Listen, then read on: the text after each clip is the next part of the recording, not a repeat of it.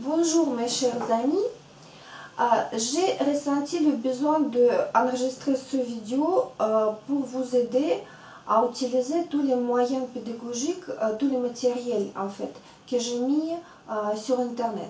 Parce que d'après mes compteurs et d'après les retours que je reçois, j'ai compris que en fait mes intentions ne sont pas claires et vous ne comprenez pas vraiment très bien ce qui se passe. Donc, je voulais vous dire que les vidéos que vous avez, c'est pas tout.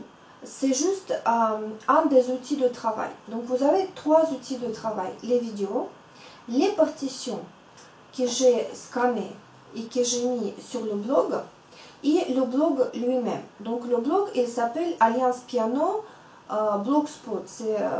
C'est Blogger, en fait. C'est le système de Google. Pourquoi j'ai fait le blog.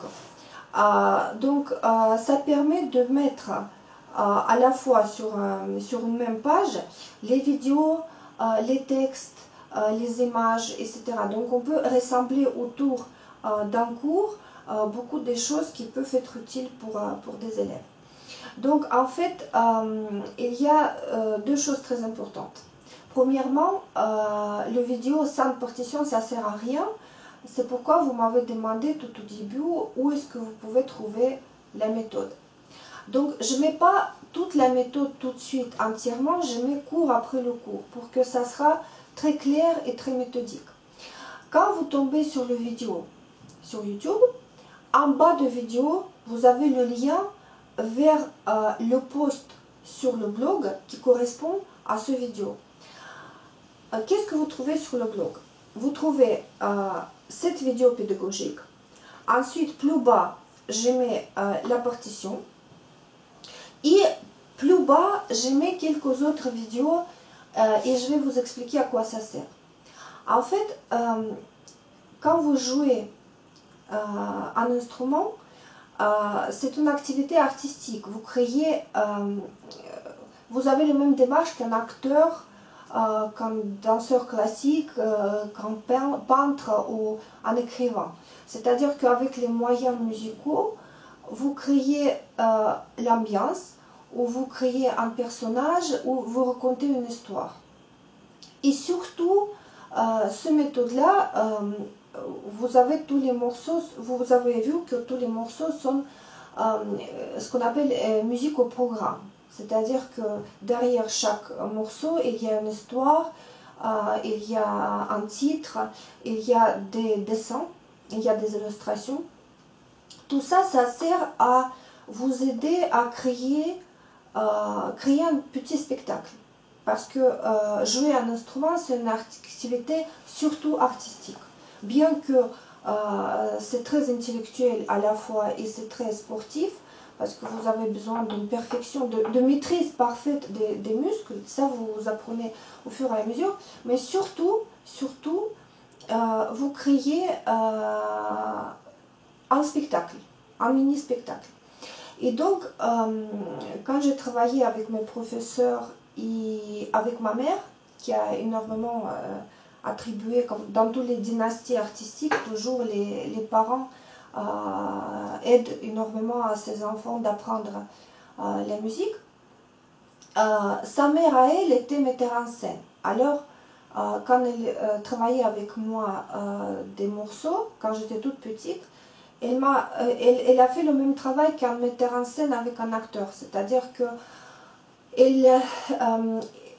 on inventait des histoires, on inventait carrément des textes. Je me rappelle que quand j'ai joué la sonatine de Mozart, on inventait les textes sur chaque personnage. Chaque personnage, elle chantait un texte précis. Donc en fait, on a passé énormément de temps à trouver tous les détails, tous les personnages, qu'est-ce qui se passe entre les personnages, comment ils sont. Il y a un qui rentre et qui est très fâché, il y a l'autre qui est angoissé, il y a le troisième qui est joyeux, etc. Donc en fait, sans ça, sans le travail comme ça, vous n'allez pas être un vrai artiste. Vous allez faire quelque chose de très scolaire et très sans intérêt. Et quand vous allez au concert et vous écoutez les musiciens, vous allez tout de suite sentir qui a une histoire à raconter et qui est juste en train d'exécuter le doigt sur le toucher qui correspond. Donc en fait, tous mes amis musiciens russes que je connais, ils font tous ce... C'est pas un travail, c'est une préparation en fait, c'est une réflexion autour du personnage qui est derrière. Donc en fait, je ne peux pas vous aider à faire ça vraiment avec le moyen de vidéo, c'est clair, mais je peux vous donner quelques pistes qui peuvent vous donner certaines idées, qui peuvent vous inspirer. Surtout, ce que je peux faire, je peux vous inspirer par rapport à l'œuvre que vous jouez actuellement. Donc, en fait, ce que j'ai fait, j'ai cherché les vidéos qui peuvent aider à comprendre la musique que vous jouez, qui peuvent aider à créer le personnage, à raconter l'histoire. Et donc, je vais vous raconter, en fait, je vais vous donner des exemples. Le morceau numéro 3 que vous allez jouer, taritatam, taritatam, taritatam, taritatam, taratatam, taritatam, taritatam, taratatam, c'est la rhapsodie de Liszt. Et donc, cette rhapsodie, elle était utilisée par Walt Disney à l'époque pour faire... J'essaie de trouver sur le blog le cours qui correspond, c'est le cours numéro 3. Et je me suis déjà complètement trompée, je ne sais pas où je suis. Parce que j'essaie de chercher et parler à la fois. Donc en fait, cette rhapsodie elle était utilisée par Walt Disney pour le dessin animé Tom et Jerry, où il y a le chat qui est pianiste, qui joue, qui réveille comment ça s'appelle, le souris, donc l'autre il est très fâché qu'on le réveillait, donc il commence à chasser le chat. Donc en fait tout ça, ça se passe pendant le concert et pendant que le chat joue. Et c'est exactement cette musique. Et donc c'est très rigolo, c'est très intéressant, comme tout ce qui a fait Disney. Moi j'adore Disney en tout cas. Et j'ai mis à côté une autre vidéo où un de mes amis proche, le grand virtuose Denis Matsuev, avec son ami Vadim Rudenko, joue cette rhapsodie à 4 mains à l'émission de télé qui est dédiée à Nouvel An, en fait. Donc, ce sont deux grands virtuoses. Et d'ailleurs, Vadim Rudenko, que vous allez voir, il est le vrai élève de Anna Artabalevskaya, qui est l'auteur de méthodes que j'utilise. Donc vous allez voir le grand virtuose qui a gagné énormément de concours internationaux et qui est sorti justement de cette méthode.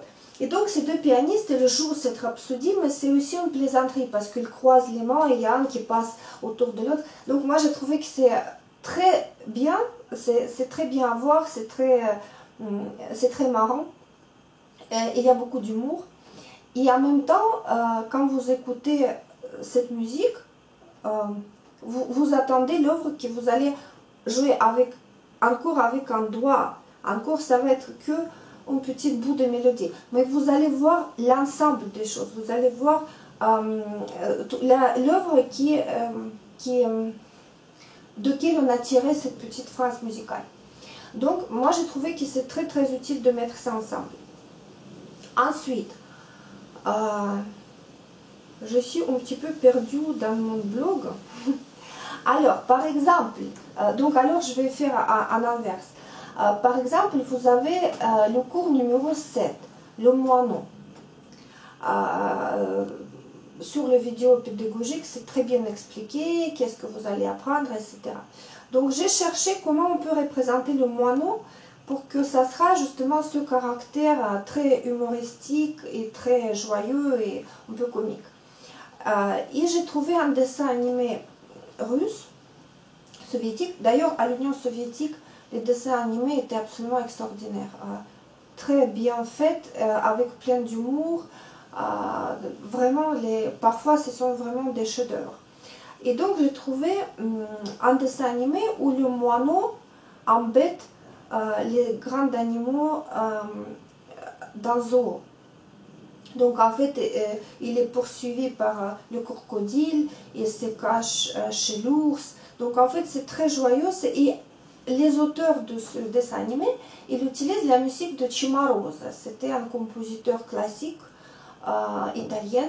La musique ne sort pas de notre style que nous sommes en train d'apprendre, donc tout va très bien, sauf que il y a un petit texte en russe, c'est un petit poème, donc il y a quelqu'un qui lit le texte derrière en russe. Je pense pas que ça va vous trop gêner, parce que de toute manière, quand vous apprenez la musique avec la méthode russe, vous apprenez la culture russe aussi en même temps. Donc ça peut être très utile. Ah. Donc maintenant, par exemple, je vais vous parler de cours numéro 5. C'est Kazachok. Kazachok, la danse des Kazakhs. En fait, pour les enfants russes, tous les enfants russes savent ce que c'est Kazachok. Ils savent que c'est une danse très joyeuse, très rythmée, ukrainienne. Pour vous, ça ne vous dit rien du tout.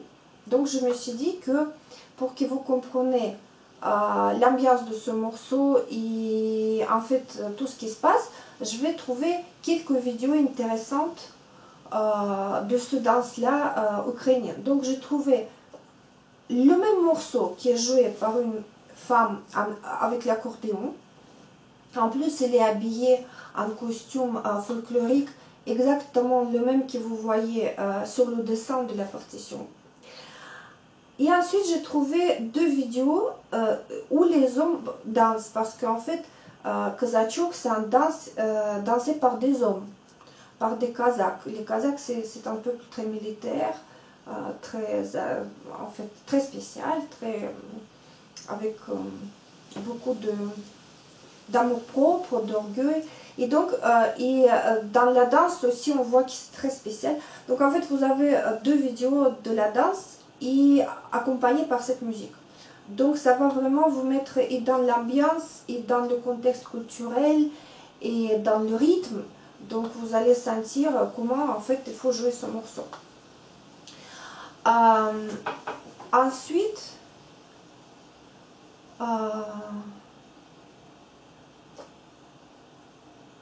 on va voir. Donc je tourne la page parce que je ne me rappelle pas tout par cœur. J'ai passé énormément de temps de chercher les morceaux qui peuvent inspirer. C'est vraiment, le but, c'est vous donner l'idée artistique. Donc par exemple, cours numéro 12. Alexandre Mekapar, la pluie. Donc j'ai longtemps réfléchi comment est-ce qu'on peut présenter la pluie dans ce morceau. Et donc, finalement, j'ai tombé sur une vidéo où une petite fille, qui a, je crois qu'elle a maximum 4 ans, joue ce morceau-là. Donc, la fille, elle est adorable. Le piano lui arrive jusqu'ici. Et donc, comme la plupart des enfants chez nous apprennent le piano avec cette méthode-là, donc c'est normal qu'à un moment donné, il est arrivé à ce morceau. Donc, elle est tellement mignonne et c'est tellement génial de l'avoir joué, que je me suis dit que ce vidéo suffira pour l'illustration. Le cours numéro 11, chanson ukrainienne. Encore ukrainienne, mais c'est vrai que nos deux cultures elles sont très proches. Donc, cette chanson, je l'ai cherchée aussi sur Internet. La version de piano, elle est un tout petit peu transformée. Donc, en fait, la chanson originale, on attend quand même la différence mélodique.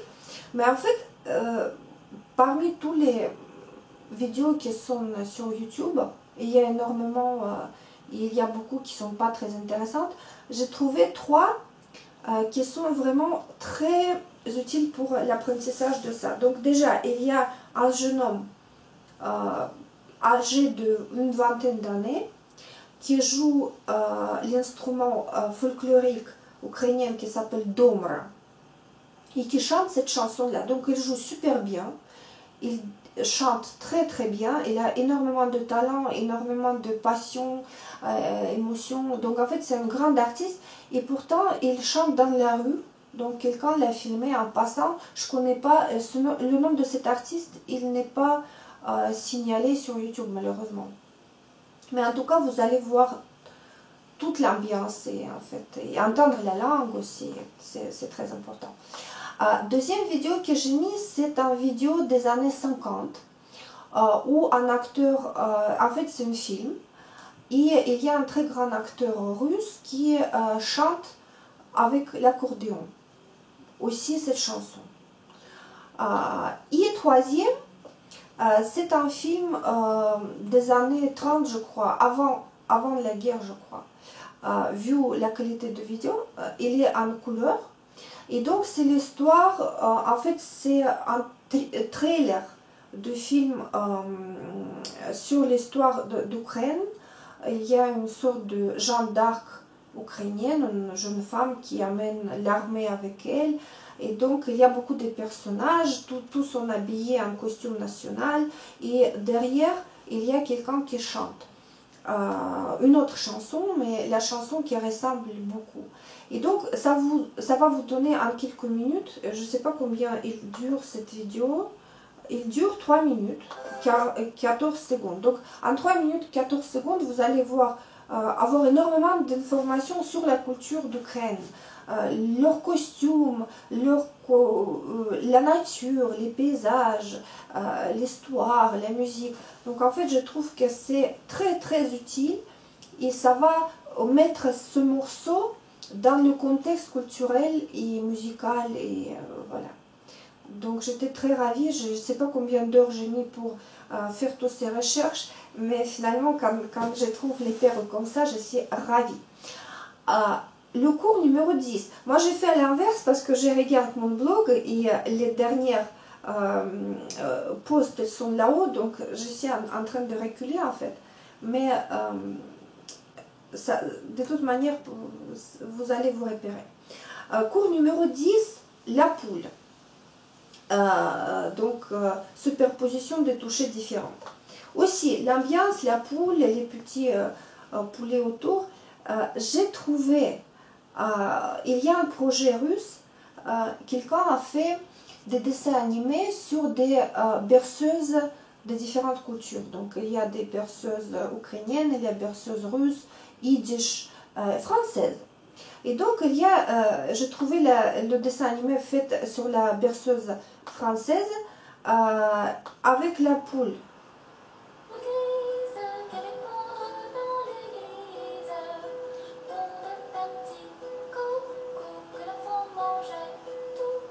Voilà, avec un petit coucou que l'enfant mangeait tout chaud. Et donc, il y a un très joli dessin animé avec cette très jolie chanson française autour des... En fait, c'est un garçon qui sauve les poulets, les poulets de cuisiniers. Donc, finalement, il se retrouve au lit entouré par des poulets.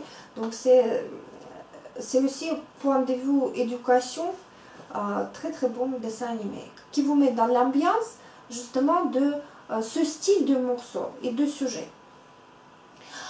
Le cours numéro 9, la nuit, chanson arménienne. Là vraiment je me suis régalée parce que j'ai trouvé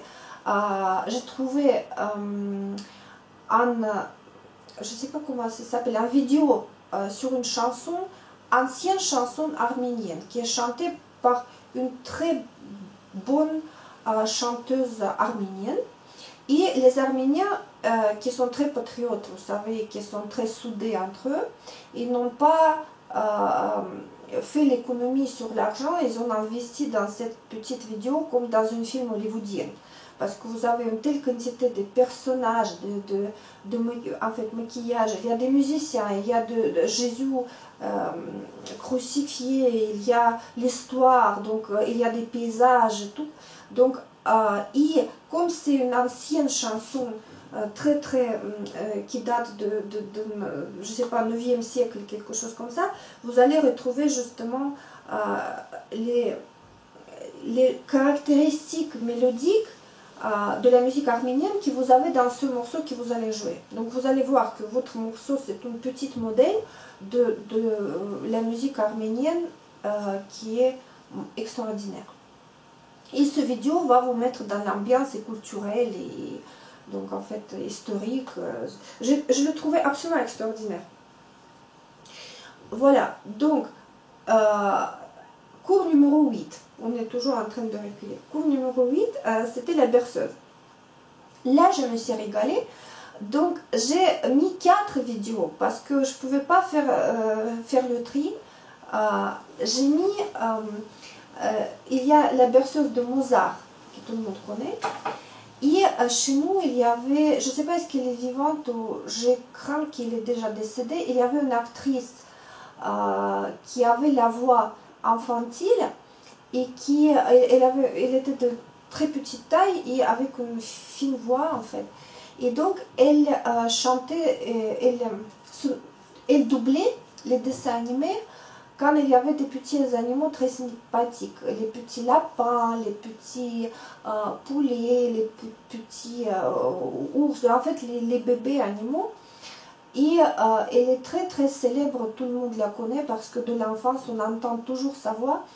Et c'est une histoire philosophique en fait, parce que cette dame, elle rêvait d'être actrice dramatique et finalement toute sa vie elle est passée à doubler les lapins. Et finalement, c'était vraiment son génie, sa voix absolument extraordinaire. Et dans le théâtre et cinéma dramatique, elle n'avait rien à faire, c'était pas son truc. Donc en fait, elle rêvait toute sa vie de faire quelque chose qui n'était pas elle. Et entre-temps, elle faisait quelque chose de génial pour laquelle on l'adore. Et donc, ce dessin animé, justement, c'est elle qui chante la berceuse de Mozart. Et donc, il y a une histoire des petits animaux qui jouent les instruments différents. Il y a un qui essaie de s'endormir. Donc, en fait, c'est très touchant. C'est très romantique, très lyrique. Donc, en fait, c'est vraiment l'ambiance de la berceuse pour des petits. En fait. Deuxième dessin animé, c'est la même berceuse de Mozart chantée par une autre voix avec une autre image. Ensuite, j'ai mis une berceuse, justement ce projet, les berceuses du monde entier, la berceuse ukrainienne. Parce que c'est le meilleur dessin animé parmi toute cette collection. Moi, j'ai trouvé que c'est ces meilleures images, la musique extraordinaire, la chanteuse, l'arrangement instrumental. Donc en fait, vraiment, ce dessin animé, ça n'a pas manqué. Et le quatrième, en fait, nous avons grandi avec une émission de télé qui existe, je crois toujours. Ça s'appelle Bonne nuit des petits. Et il y a toujours la même chanson qui est chantée. Donc, et ma génération, et la génération de mes parents, et la génération de mes neveux et nièces, et les petits-enfants actuels, ils connaissent tous la même berceuse. Sauf que chaque quelques années, la télévision commande une autre dessin animé. Donc, en fait, ici, il y a tous les dessins animés faits sur cette chanson qui sont regroupés et mises un après l'autre. Donc, il y a des différents designs de dessins animés, mais c'est magnifique, c'est très joli parce que dans notre culture, on attache énormément d'importance aux enfants et à leur éducation. Alors, j'ai tourné la page, donc je vais vous donner l'exemple. Par exemple, c'est pas toujours, je travaille pas toujours avec des dessins animés, ça dépend vraiment du sujet et de morceau. Par exemple, ce qui m'a un petit peu torturé, c'est ce morceau cours numéro 17, l'ours. Je vous ai dit que c'est le morceau qui les garçons adorent parce qu'il est très viril en fait, très donc il faut créer l'image d'un ours. Et donc d'abord je me suis mis à chercher dans les dessins animés. Donc nous avons la série de Vigny, donc en fait je crois que c'est l'histoire française, mais en fait on parle trop, c'est trop schématique, donc en fait je pense que pour la public française ça donne pas grand chose. Et donc j'ai décidé de chercher parmi les vraies vidéos des vrais ours. Et donc j'ai trouvé les films documentaires, j'ai mis 4. Donc il y a un qui est fait par BBC, bien sûr que c'est génial. Il y a un autre qui est filmé par des Canadiennes. Il y a un autre qui est filmé par des Russes à Kamtchatka. Donc, on parle de tous les ours. Et des ours noirs et des ours blancs. L'autre montre, c'est assez rigolo en fait, deuxième. C'est filmé comment les ours pêchent les poissons. Donc, dans le troisième, il y a, je crois, deux ours qui bagarrent entre deux ours. Et quatrième, c'est une émission, c'est un reportage sur un ours domestiqué qui est l'acteur de cinéma. C'est le même ours qu'on utilise dans tous les films actuels russes quand on filme des ours méchants. Donc en fait, il est très très gentil, il est comme un gentil toutou, mais dans les films, il doit jouer un ours méchant qui tue. Voilà. Donc en fait, quatre regards sur des ours. Aussi, j'ai passé quelques jours à regrouper ces vidéos, à faire le choix. Et donc, en fait, je pense qu'après avoir vu toutes ces vidéos, tout le monde saura exactement comment il faut jouer le morceau. Le but, c'est ça. Donc, vous regardez les vidéos, vous vous inspirez par ces vidéos. Après, vous imaginez que c'est vous qui êtes l'ours. Et après, vous jouez comme l'ours. Donc, en fait, voilà, c'est ça le schéma artistique, c'est se mettre dans la peau du personnage et après avec les moyens musicaux faire en sorte que le public comprenne votre message, que ça passe, que ça sera perçu comme image. Voilà. Cours numéro 16, la valse des coqs. Je vous ai parlé là que ça ressemble à la valse de Vienne. Donc là, j'ai fait c'est énormément de vidéos. Attendez, 1, 2, 3, 4, 5, 6, 7, 8, 9. Il y a 9 vidéos parce qu'elles sont un plus géniales que l'autre. J'ai mis d'abord le vidéo de film Guerre et la paix avec Audrey Hepburn. Vous connaissez qu'Audrey Hepburn, elle était danseuse classique, elle était ballerine. Et donc moi je l'adore, je la trouve absolument extraordinaire. Et donc là elle danse, elle joue le rôle de Natacha Rostova et elle joue avec le prince André au bal.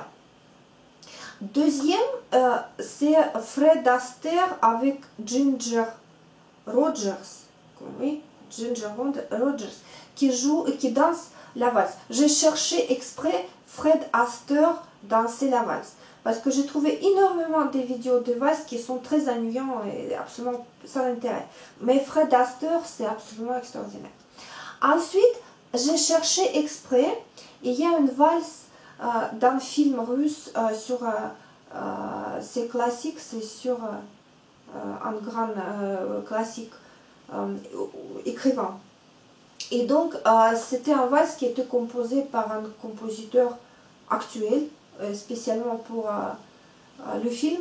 Et moi, je trouve que c'est une très très bonne réussite. Ensuite, j'ai mis le dessin animé Casse-Noisette. Donc là, vous avez la valse de Tchaïkovski. Vous connaissez. Et c'est le dessin animé qui a été fait en 1973. C'est la danse classique mise en dessin animé sur la musique de Tchaïkovski. C'est un vrai chef-d'œuvre. Ensuite, j'ai commencé à chercher, je voulais vous donner vraiment